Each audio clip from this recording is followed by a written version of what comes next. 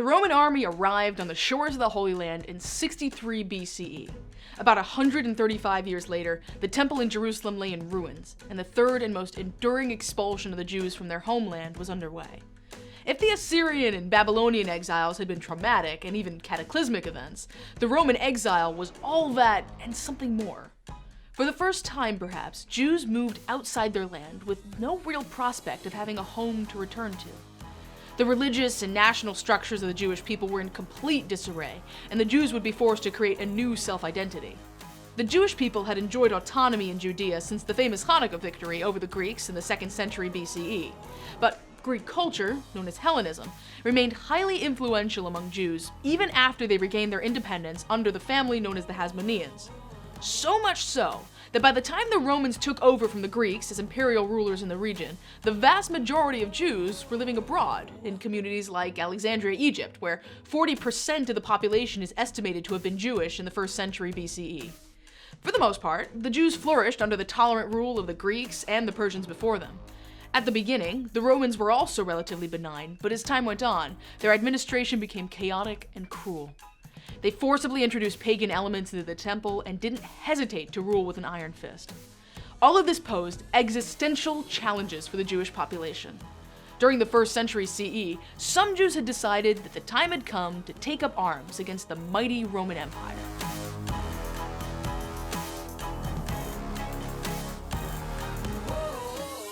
To appreciate how events unfolded, we need to go back to the year 63 BCE, when the Roman general Pompey led an invasion into the country.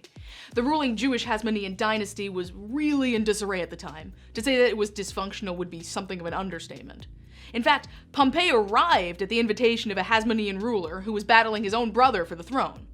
Both of the warring brothers went out to greet him, each hoping that he could win the Roman support for his bid to become the undisputed ruler over Judea.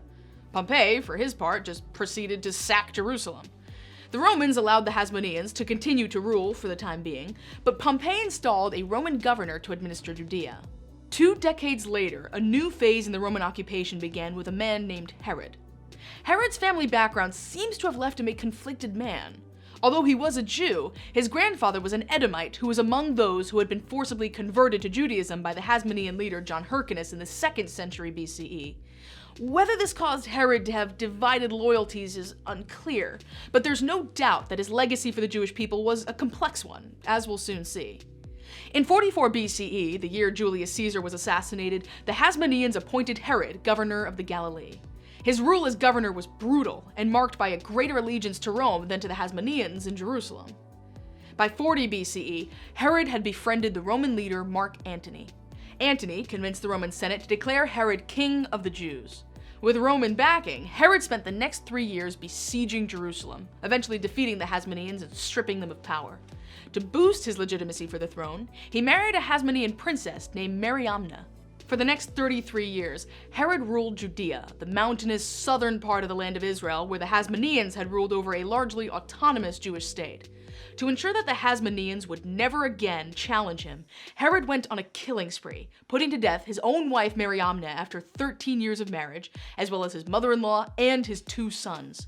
He also murdered his wife's brother Aristobulus, heir to the Hasmonean throne, and the Hasmonean king Hyrcanus II, who had intervened to save Herod from charges of murder before the Sanhedrin, the Supreme Court, earlier in his career. And speaking of the Supreme Court, Herod ensured that they would never get in his way.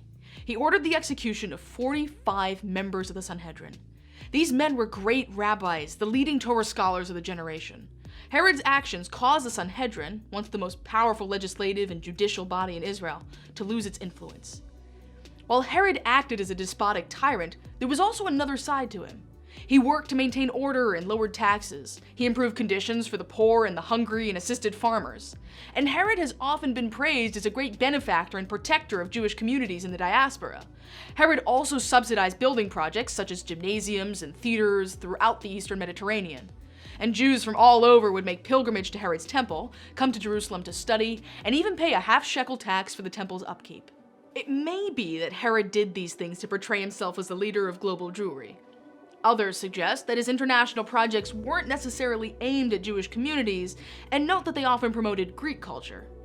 Herod, like many Jews at the time, embraced and promoted the cultural ideas of the Hellenistic world. Assimilation was rampant in his day. It could also be that Herod sought to create supporters from among Jews who were not loyal to the Hasmoneans and who were more tolerant of Hellenistic culture. Whatever his true motivations were, Herod's policies changed the nature of Judea, created the precedent of diaspora relations, and led to a more diverse Jewish society. For all of the chaotic aspects of his reign, Herod may be most remembered as Herod the Builder. He directed many great construction projects, but Herod's greatest achievement was the renovation he undertook on the temple. Herod's temple was far more glorious in appearance than the previous temples, and was one of the most magnificent buildings in the ancient world. True to form, though, Herod couldn't leave it at that. He put a Roman eagle on the temple's facade, an act which caused great offense and sparked riots. Because of the Romans' destruction of the temple in 70 CE, all that's left of Herod's temple now is the retaining wall for the Temple Mount, the most famous section of which is known as the Western Wall, or Wailing Wall. The Talmud remembers Herod as a cruel tyrant. When he died in 4 BCE, the people breathed a collective sigh of relief. Life wouldn't get any easier, though. Direct Roman rule returned to Judea. The Jews remained subjects of Imperial Rome for several centuries until the power of Rome itself disintegrated. During these times, whatever self-government that the Jews were able to exercise was wholly dependent on the whims of the Roman emperor. Tensions were escalating, and fast. Judea was becoming more clearly a Roman province, and the Sanhedrin was being stripped of whatever power it still maintained. Jewish zealots, who had been working since the Roman invasion to oppose the assault on Jewish sovereignty and the desecration of the temple, led a revolt against Rome in the year 66 CE. This is sometimes called the Great Revolt. The Jewish people were divided about it. While the Roman occupation was widely unpopular, many Jews thought it futile and even suicidal to fight the most powerful empire in the world. But the anti-war voices did not prevail. The Zealots scored some initial successes. They seized Jerusalem, much of the Galilee, and parts of the coast from Roman control. Within a year, though, the Romans had besieged Gamla and recaptured much of the Galilee. But it would still take 4 years for General Titus to conquer Jerusalem, which he did in 70 CE. The Romans, led by Titus, besieged the city for 5 months and destroyed the temple. Many Jews were taken captive to Rome, and approximately 1.1 million Jews were massacred, according to the historian Josephus. While other historians suggest that this may be too high a number, the death toll was surely enormous. Professor J.E. Lendon writes, for example, the siege of Jerusalem was probably the greatest single slaughter in ancient history. According to the Talmud, the temple was burnt down on the 9th day of the Jewish month of Av, remarkably the same day that the Babylonians had destroyed the first temple in the year 586 BCE. The events of Tisha B'Av, as it's called, are commemorated on the Jewish calendar with a special day of mourning, known as the saddest day of the year. The temple was ransacked, and sacred vessels, including the menorah that was lit every day, were taken to Rome as spoils of war. Visitors to Rome can still see the Arch of Titus, which stands by the Colosseum and depicts the looting by the Roman soldiers. Another insult to Jewish pride in the aftermath of the war was the creation of Fiscus Judaicus. This agency collected a tax from all Jews throughout the Roman Empire. The revenues went to the Temple of Jupiter in Rome, essentially forcing the Jews to subsidize the pagan worship of the Romans in place of the tribute they used to pay for the upkeep of the now destroyed Jewish temple in Jerusalem. The symbolism wasn't too hard to see. The gods of the triumphant Romans were superior, and now it was obligatory for the Jews to serve them. The Romans also minted coins with the words Judea capta, meaning Judea captive, to commemorate the victory. Now, that's actually pretty crazy.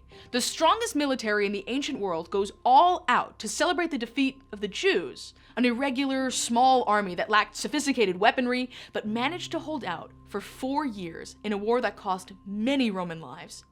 Judea was the most rebellious province in the Roman Empire for a reason. The Jewish sense of national unity and their devotion to the one true God would not allow them to submit to the Roman pagan beliefs and way of life, even if they could not agree on how best to oppose it. The extraordinary resistance by the Jewish defenders was supported by diaspora Jews in Babylon and in Persia, and it quickly became a source of inspiration for Jews everywhere. The Jewish people would live under Roman rule for more than 500 years until the fall of the Roman Empire in 476 CE. The Roman occupation not only affected the political and social institutions of an ancient Jewish society, it challenged Jews to develop new religious and national identities. With the temple gone, where and how would Jews direct their spiritual energy? Without an effective court and legislature to guide them, how would they continue to have leadership and laws that evolved to reflect the reality of their changing lives? Without any remnant of sovereignty, and opposed by the strongest army and empire the world had ever seen, how could they hope to maintain national pride and identity? The stresses placed upon the Jewish people at this time were so great that it should have gone the way of so many other nations and disappeared completely from the historical stage. But it didn't. You see, there were a few Jewish people who were determined not to let that happen. Thanks for watching. If you enjoyed this episode and want to learn more about these people and their enormous contributions, stay tuned for our next episode.